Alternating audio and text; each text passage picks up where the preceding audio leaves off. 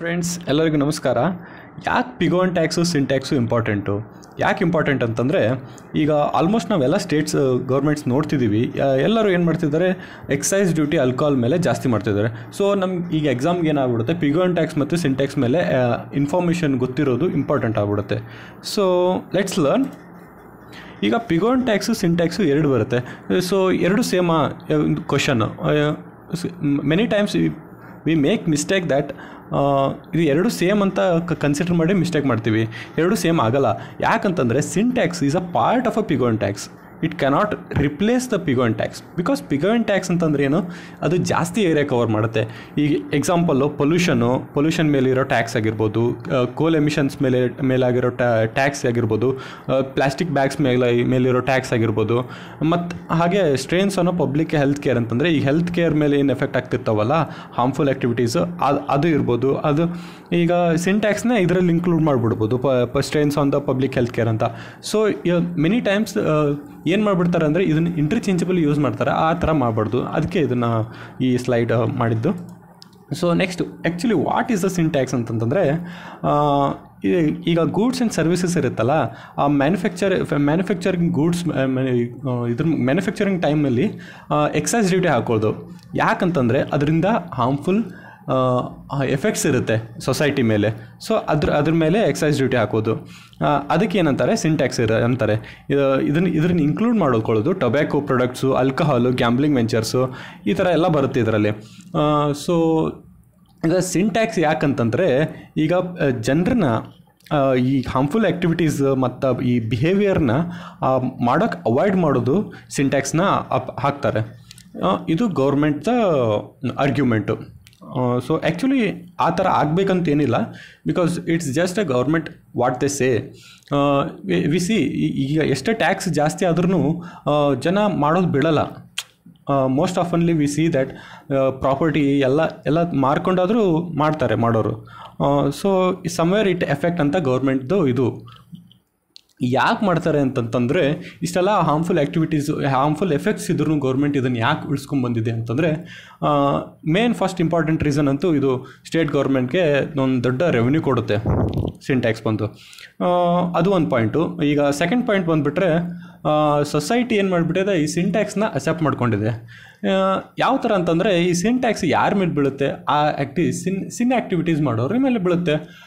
So ಸಿನ್ ಅಂತ accept ಮಾಡ್ಕೊಂಬಿಟ್ಮೇಲೆ ಈ ಗೌರ್ಮೆಂಟ್ಗೆ ಏನೋ ಒಂದು ಪವರ್ ಸಿಗುತ್ತೆ. ಯಾರು ಕೇಳೋಕ್ಕಾಗಲ್ಲ, ಅದನ್ನು ಅಪೋಸ್ ಮಾಡೋಕ್ಕೂ ಆಗಲ್ಲ ಈಸಿಯಾಗಿ. ಸೊ ಅದೊಂದು ರೀಸನ್ ಆಗಿಬಿಡುತ್ತೆ. ಇನ್ನೊಂದು ಇಂಪಾರ್ಟೆಂಟ್ ರೀಸನ್ ಅಂತಂದರೆ, ಈಗ ಬಜೆಟ್ ಡೆಫಿಸಿಟ್ ಆಗಿರುತ್ತೆ. ಆ ಡೆಫಿಸಿಟ್ ಗ್ಯಾಪ್ ಇರುತ್ತಲ್ಲ, ಅದನ್ನು ಫಿಲ್ ಮಾಡ್ಕೊಳ್ಳೋಕ್ಕೆ ಲಾ ಮೇಕರ್ಸ್ಗೆ ಇದೊಂದು ಬೆಸ್ಟ್ ಸೊಲ್ಯೂಷನ್ ಆಗಿಬಿಟ್ಟಿರುತ್ತೆ. Whenever there is a deficit, they will try to increase the excise duty on the alcohols and they will try to balance on this. ಇದು ಒಂಥರ ಲಾ ಮೇಕರ್ಸ್ದು solution ಆಗುತ್ತೆ. So ಅದರಿಂದನೂ ಇದು ಉಳ್ಕೊಂಬಂದಿದೆ. So ಇನ್ನೊಂದು important ಅಂತಂದರೆ, ಈಗ government argument ಏನಂತಂದರೆ, ಈಗ rate ಜಾಸ್ತಿ ಮಾಡ್ತಾ ಇದರ ನೆಗೆಟಿವ್ ಎಕ್ಸ್ಟರ್ನಾಲಿಟೀಸ್ ಏನಿದೆ ಅಲ್ಲ, ಇದನ್ನು ರೆಡ್ಯೂಸ್ ಮಾಡಬೇಕು ಅಂತಂದು ಆ ಪ್ರಾಡಕ್ಟ್ನ ಮೋರ್ ಎಕ್ಸ್ಪೆನ್ಸಿವ್ ಮಾಡಿ ಅದು ಮಾಡೋಕ್ಕೇ ಅದನ್ನು ಆ ಹ್ಯಾಬಿಟ್ನೇ ಮಾಡೋಕ್ಕೆ ಡಿಸ್ಕರೇಜ್ ಮಾಡೋದು. ಇದು ಒಂದು ಗೌರ್ಮೆಂಟ್ದ ಇದು ಅಂದ್ರೆ ಆರ್ಗ್ಯುಮೆಂಟು. ಸೊ ನೆಕ್ಸ್ಟ್ ಪ್ರೋಸ್ ಬಂದುಬಿಟ್ಟು, ಈ ಪ್ರೆಸೆಂಟ್ ಸಿಚುವೇಶನ್ ಬೆಸ್ಟ್ ಎಕ್ಸಾಂಪಲ್ ಇದಕ್ಕೆ. ಏನಂತಂದರೆ, ಈಗ ಟ್ಯಾಕ್ಸ್ ಎಲ್ಲ ಜಾಸ್ತಿ ಮಾಡಿಬಿಟ್ರೆ, ಸೊ ಆ ಟ್ಯಾಕ್ಸಿಂದ ಏನು ರೆವೆನ್ಯೂ ಬರುತ್ತಲ್ಲ, ಅದನ್ನು ಒಂದು ಚಲೋ ಪರ್ಪಸ್ಗೆ ಯೂಸ್ ಮಾಡ್ಬೋದು. ಈಗ ಪ್ರೆಸೆಂಟ್ ಸಿಚುವೇಶನ್ ನೋಡ್ತೀವಲ್ಲ, ಹೇಗೆ ಆ ಬಂದಿದ್ದ ಟ್ಯಾಕ್ಸ್ನ ಈಗೆಲ್ಲ ನಾವು ಕೊರೋನಾ ಅಗೇನೆಸ್ಟ್ ಫೈಟ್ ಮಾಡೋಕ್ಕೆ ಯೂಸ್ ಮಾಡ್ತಿದ್ದೀವಿ. ಇದೇ ಒಂದು ಕ್ಲಾಸಿಕ್ ಎಕ್ಸಾಂಪಲ್ ಆಗ್ಬೋದು. ಇದು ಒಂದು ಪ್ರೋ. ಈಗ ಎಕನಾಮಿಕ್ ವ್ಯೂ, ಈಗ ಇದರಲ್ಲಿ ಎಕನಾಮಿಕ್ ಟರ್ಮ್ಸ್ ಬರ್ತವೆ ಸ್ವಲ್ಪ. ಇದನ್ನು ಈ ಅಂಡರ್ಸ್ಟ್ಯಾಂಡ್ ಮಾಡ್ಕೊಳ್ಳೋದು ಎಕ್ಸಾಮ್ಗೆ ತುಂಬ ಇಂಪಾರ್ಟೆಂಟ್ ಆಗುತ್ತೆ. ಈಗ ಎಕ್ಸೈಸ್ ಡ್ಯೂಟಿ, ಕಸ್ಟಮ್ಸ್ ಡ್ಯೂಟಿ, ಇದು ನಾವು ನಾರ್ಮಲಿ ಏನು ಮಾಡ್ತೀವಿ, ಕನ್ಫ್ಯೂಸ್ ಮಾಡ್ಕೊಂಡ್ಬಿಡ್ತೀವಿ. Excise duty, customs duty. Excise duty ಅಂತಂದ್ರೇನು, ಈಗ ಟ್ಯಾಕ್ಸ್ ಅದನ್ನು ಮ್ಯಾನುಫ್ಯಾಕ್ಚರ್ ಟೈಮ್ನಲ್ಲೇ ಟ್ಯಾಕ್ಸ್ ಇನ್ಕ್ಲೂಡ್ ಮಾಡ್ತಾರೆ ರಾದರ್ ದೆನ್ ದ ಸೇಲ್. ಅದು ಒಂದು ಇಂಪಾರ್ಟೆಂಟು. ಈಗ production, manufacturing of goods within the territory ಏನಿರುತ್ತಲ್ಲ, ಅದು ಎಕ್ಸೈಸ್ ಡ್ಯೂಟಿ. ಈಗ ಈ ಗೂಡ್ಸು ಹೊರಗೆ ಟೆರಿಟರಿ ಔಟ್ಸೈಡ್ ಹೋಗಬೇಕಾದ್ರೆ, ಅಂದರೆ ಇಂಪೋರ್ಟ್ ಎಕ್ಸ್ಪೋರ್ಟ್ ಮೇಲೆ ಯಾವ ಡ್ಯೂಟಿ ಹಾಕ್ತಾರೆ, ಅದು ಕಸ್ಟಮ್ಸ್ ಡ್ಯೂಟಿ. ಈಗ ಇನ್ನೊಂದು ಇಂಪಾರ್ಟೆಂಟ್ ಟರ್ಮ್ ಬಂದುಬಿಟ್ಟು ಎಕನಾಮಿಕ್ ವ್ಯೂ ಅಲ್ಲಿ ರಿಗ್ರೆಸಿವ್ ಟ್ಯಾಕ್ಸ್ ಅಂತ. ಈಗ ಟ್ಯಾಕ್ಸೇಷನ್ ಮೆಥಡಲ್ಲಿ 2 ಟೈಪ್ ಬರುತ್ತೆ, ರಿಗ್ರೆಸಿವ್ ಟ್ಯಾಕ್ಸೇಷನು ಮತ್ತು ಪ್ರೋಗ್ರೆಸಿವ್ ಟ್ಯಾಕ್ಸೇಷನು. ಪ್ರೋಗ್ರೆಸಿವ್ ಅಂತಂದರೆ ಈಗ ನಾವು ಇನ್ಕಮ್ ಟ್ಯಾಕ್ಸ್ ಎಲ್ಲ ಪೇ ಮಾಡ್ತಾರೆ, ಅದರಲ್ಲಿ ಏನಿರುತ್ತೆ ಸ್ಲ್ಯಾಬ್ಸ್ ಇರುತ್ತೆ, 4 to 5, 6 to 7 ಈ ಥರ ಸ್ಲ್ಯಾಬ್ಸ್ ಇರುತ್ತೆ. ಅವರಿಗೆಲ್ಲ ಡಿಫ್ರೆನ್ಸು, ಈಗ ರಿಚ್ಗೆ ಬೇರೆ ಪೂವರ್ಗೆ ಬೇರೆ, ಡಿಪೆಂಡಿಂಗ್ ಅಪಾನ್ ದೇರ್ ಇನ್ಕಮ್ ಅವರಿಗೆ ಟ್ಯಾಕ್ಸ್ ಇರುತ್ತೆ. ಸೊ ಅದು ಪ್ರೋಗ್ರೆಸಿವ್ ಅಂತ. ಈಗ ರಿಗ್ರೆಸಿವ್ ಬಂದುಬಿಟ್ಟು ಈಗ ಹೆಂಗಂತಂದರೆ, ಈಗ ಒಬ್ಬ ರಿಚ್ ಇರ್ತಾನೆ, ಒಬ್ಬ ಪೂವರ್ ಇರ್ತಾನೆ, ಇಬ್ಬರಿಗೂ ಸೇಮ್ ಟ್ಯಾಕ್ಸು. ಈಗ ಒಂದು ಪಾರ್ಲೆ ಬಿಜಿ ಬಿಸ್ಕಿಟ್ ಇದೆ, ಬಿಸ್ಕಿಟ್ ತೊಗೊಂಡ್ರೆ ಈಗ ಅಂಬಾನಿನೂ ಸೇಮೇ ಕೊಡಬೇಕು, ಈಗ ಒಬ್ಬ ಪೂವರ್ ಪರ್ಸನ್ನು ಸೇಮೇ ಕೊಡಬೇಕು. ಸೇಮ್ ಇದೇ ಟೈಪು ಇದು ರಿಗ್ರೆಸಿವ್ ಟ್ಯಾಕ್ಸಲ್ಲಿ ಇನ್ಕ್ಲೂಡ್ ಮಾಡಿಬಿಟ್ಟಾರೆ ಇದು ಆಲ್ಕೋಹಾಲ್ನ.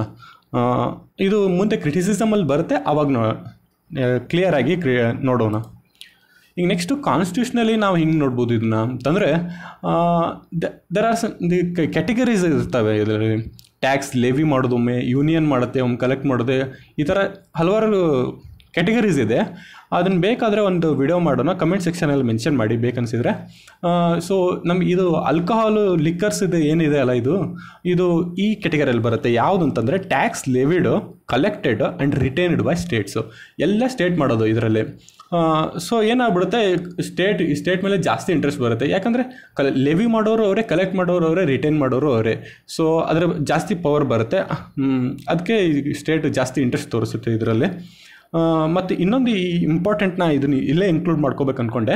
ಈ ಟಾಪಿಕ್ಗೆ ರಿಲೇಟೆಡ್ ಏನಿಲ್ಲ, but tax levied, collected and retained by the states ಈ ಕ್ಯಾಟಗರಿಯಲ್ಲಿ ಇನ್ನೂ ಹಲವಾರು ಇದೆ. For example land revenue, agriculture income, ಮತ್ತು ಈಗ ಇದು ಇಂಪಾರ್ಟೆಂಟ್ ಅಂದರೆ ಎಂಟರ್ಟೈನ್ಮೆಂಟು, ಮತ್ತು tolls, stamp duty, sales tax. Stamp ಡ್ಯೂಟಿಯಲ್ಲಿ ಒಂದಿಷ್ಟು ಏನಿದೆ ಎಕ್ಸೆಪ್ಷನ್ ಇದೆ, ಅದನ್ನು ಸ್ವಲ್ಪ ನೋಡ್ಕೊಳ್ಳಿ, ಬೇಕಾದರೆ ವಿಡಿಯೋ ಮಾಡೋಣ. ಇದು ಎಕ್ಸಾಮಲ್ಲಿ ಜಾಸ್ತಿ ಸತ ಕೇಳ್ತಿರ್ತಾರೆ. ಈಗ ಸಿಂಪಲಾಗಿ ಕೇಳ್ಬಿಡ್ಬೋದು, ಸೇಲ್ಸ್ ಟ್ಯಾಕ್ಸ್ ಯಾವ ಕ್ಯಾಟಗರಿಯಲ್ಲಿ ಬರುತ್ತೆ, ಹೀಗೆಲ್ಲ ಸ್ಟೇಟ್ಮೆಂಟ್ಸನ್ನು ಎಲಿಮಿನೇಟ್ ಮಾಡೋಕ್ಕಾದ್ರೂ ಯೂಸ್ ಆಗುತ್ತೆ ಗೊತ್ತಿದ್ರೆ. ಸೊ ಇನ್ನೊಂದು ಕಾನ್ಸ್ಟಿಟ್ಯೂಷನಲ್ ವ್ಯೂ ಏನಂತಂದರೆ, ನಮ್ಮ 7th schedule of the Indian ಕಾನ್ಸ್ಟಿಟ್ಯೂಷನಲ್ಲಿ 8th ಐಟಮು, ಸ್ಟೇಟ್ ಲಿಸ್ಟಿನ 8th ಐಟಮ್ ಏನು ಹೇಳ್ತಿದೆ ಅಂತಂದರೆ, intoxicating liquors that is to say the production, manufacture, transport, purchase and sale of intoxicating liquors ಅಂತ. ಈಗ ಲಿಕ್ಕರ್ಸ್ನ, ಈಗ ಇಂಟಾಕ್ಸಿಕೇಟಿಂಗ್ ಲಿಕ್ಕರ್ಸ್ ಏನಿರುತ್ತಲ್ಲ, ಅದ್ರ manufacture, production, transport, purchase and sale ಇದೆಲ್ಲ ಸ್ಟೇಟ್ ಅಂಡರ್ ಬರುತ್ತೆ ಅಂತ ಹೇಳ್ತಿದ್ದು. ಸೊ ಇದೊಂದು ಕಾನ್ಸ್ಟಿಟ್ಯೂಷನಲ್ ವ್ಯೂ ಆಯಿತು. ಈಗ ಕ್ರಿಟಿಸಿಸಮ್ಗೆ ಬಂದುಬಿಟ್ರೆ, ಈಗ ಸ್ಮಾಲ್ ಗೌರ್ಮೆಂಟ್ ಕನ್ಸರ್ವೇಟಿವ್ಸ್ ಏನು ಆರ್ಗ್ಯೂ ಮಾಡ್ತಾರೆ ಅಂತಂದರೆ, ಇದು ಓವರ್ ರೀಚ್ ಆಗಿ, ಈಗ ಗೌರ್ಮೆಂಟ್ ಓವರ್ ರೀಚ್ ಆಗಿ ಯೂಸ್ ಆಗ್ತಿದೆ. ಅಂದರೆ ಇಂಗ್ಲೀಷಲ್ಲಿ ಒಂದು ಟರ್ಮ್ ಬರುತ್ತೆ, ನ್ಯಾನಿ ಗೌರ್ಮೆಂಟ್ ಅಂತ, ಆ ಥರ ಆಗ್ತಿದೆ ಅಂತಂತ ಕನ್ಸರ್ವೇಟಿವ್ಸ್ ಹೇಳ್ತಾರೆ. ಬಿಕಾಸ್ ಯಾರೂ ಅಪೋಸ್ ಮಾಡಲ್ಲ ಅಲ್ಲ, ಎಷ್ಟಾದರೂ ಹಾಕ್ಬೋದು ಅಂತ. ಇದು ಒಂದು type of a criticism. Okay, you can look it in other way also. So second point ಬಂದುಬಿಟ್ಟು, ಈ ಎಕನಾಮಿಕ್ ಎಕ್ಸ್ಪರ್ಟ್ಸ್ ಸ್ಟಡಿ ಮಾಡಿದ್ದಾರೆ, ಸ್ವಲ್ಪ ಸ್ಟ್ಯಾಟ್ಸ್ ಎಲ್ಲ ಕಲೆಕ್ಟ್ ಮಾಡಿದ್ದಾರೆ. ಅದ್ರ ಪ್ರಕಾರ ನೋಡಿದ್ರೆ ಇದು ನಾರ್ಮಲಿ ಪೂವರ್ ಆ್ಯಂಡ್ ಅನ್ಎಜುಕೇಟೆಡ್ ಏನಾಗ್ಬಿಡ್ತಾರೆ, ಅವರು ಲಿಕ್ಕರ್ಸ್ಗೆ, ಆಲ್ಕೋಹಾಲ್ಸ್ಗೆ ಜಾಸ್ತಿ ಅಟ್ರಾಕ್ಟ್ ಆಗಿಬಿಡ್ತಾರೆ. ಯಾಕಂದರೆ ಅವ್ರಿಗೆ ಪ್ರೆಷರ್ ಇರುತ್ತೆ, and they don't know the health ಹೆಂಗೆ ಎಫೆಕ್ಟ್ ಆಗುತ್ತೆ ಅನ್ನೋದು ಅದ್ರದ್ದು ಅವೇರ್ನೆಸ್ ಇಲ್ಲ. ಸೊ ಆ type, I am not saying that all educated we are not doing it. So it's not just a stats, okay, it's just a criticism. ಈಗ poor and ಅನ್ಎಜುಕೇಟೆಡ್ನ ಇದು ಗೊತ್ತಾಗ್ತೆ ಮಾಡ್ತಿದ್ದಾರೆ, but ಅವರು ಜಾಸ್ತಿ ಮಾಡ್ತಿದ್ದಾರೆ ಅಂತ ಇದು ಕ್ರಿಟಿಕ್ಸಿಸು. ಎಕ್ಸಾಂಪಲ್ ತೊಗೊಂಡ್ಬಿಟ್ರೆ, ಈಗ smoking is inversely related to the education, and dropouts and high school graduates have a higher probability. ಇವರು ಮಾಡೋ ಪ್ರೊಬಬಿಲಿಟಿ ಜಾಸ್ತಿ ಇದೆ according to the stats. And ಇನ್ನೊಂದು ಕ್ರಿಟಿಸಿಸಮ್ ಬಂದುಬಿಟ್ರೆ, ಸಿನ್ ಟ್ಯಾಕ್ಸಸ್ಸು, ರಿಗ್ರೆಸಿವ್ ಟ್ಯಾಕ್ಸಸ್, ಇದು ಇಂಪಾರ್ಟೆಂಟು. ಇದರಲ್ಲಿ ನೋಡೋದು 2 ವ್ಯೂ ಇದೆ. ರಿಗ್ರೆಸಿವ್ ಟ್ಯಾಕ್ಸ್ನ ಕ್ರಿಟಿಸಿಸಮ್ ಆಗಿ ನೋಡಿದ್ರೆ ಏನಪ್ಪ ಅಂತಂದರೆ, ಈಗ ರಿಚ್ಗೆ ಪೂವರ್ಗೆ ಏನಾಗ್ಬಿಟ್ಟಿದೆ, ಪೂವರ್ಗೆ ಡಿಸ್ಕರೇಜ್ ಮಾಡೋಕ್ಕೆ ನೀವು ಏನು ಮಾಡಿದ್ದೀರಾ, ಟ್ಯಾಕ್ಸ್ನೆಲ್ಲ ಜಾಸ್ತಿ ಮಾಡ್ತಿದ್ದೀರಾ. ಬಟ್ ರಿಚ್ಗೆ ಏನಾಗುತ್ತೆ, ಈ ಟ್ಯಾಕ್ಸ್ ಅವರಿಗೆ ಎಫೆಕ್ಟೇ ಆಗೋಲ್ಲ, ಅವನಿಗೆ ಆರಾಮಾಗಿ ಪೇ ಮಾಡ್ಬೋದು.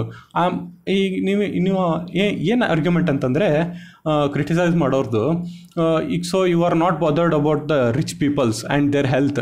ಇದು ರಿಚ್ ಪೀಪಲ್ ಹೆಲ್ತ್ಗೂ ಎಫೆಕ್ಟ್ ಆಗುತ್ತೆ. ಸೊ ನೀವು ಅವರಿಗೂ ಬೇರೆ ಥರ ಟ್ಯಾಕ್ಸ್, ಅವ್ರಿಗೆ ಎಫೆಕ್ಟ್ ಆಗೋ ಥರ ಟ್ಯಾಕ್ಸ್ ಜಾಸ್ತಿ ಮಾಡಬೇಕು ಅಂತ, ಪ್ರೋಗ್ರೆಸಿವ್ ಟ್ಯಾಕ್ಸ್ನ ಮಾಡಬೇಕು ಅಂತ. ಬಟ್ ಇದು ಪ್ರೋಗ್ರೆಸಿವ್ ಟ್ಯಾಕ್ಸ್ನ ಇಂಪ್ಲಿಮೆಂಟೇಷನ್ ಪ್ರಾಬ್ಲಮ್ ಆಗುತ್ತೆ. ಯಾಕಂತಂದರೆ ಅಂದರೆ ಈಗ ಸಪ್ರೇಟಾಗಿ ಈಗ ಆಲ್ಕೋಹಾಲ್ ಮಾರೋ ಸ್ಥಳದಲ್ಲಿ ನಿಂದು ಟ್ಯಾಕ್ಸ್ ಇನ್ಕಮು ಎಷ್ಟು ಡಿವೈಡ್ ಮಾಡೋಕ್ಕಾಗಲ್ಲ actually. It's very difficult for the implementation, but it's a criticism and we have to understand this criticism. It's a very important.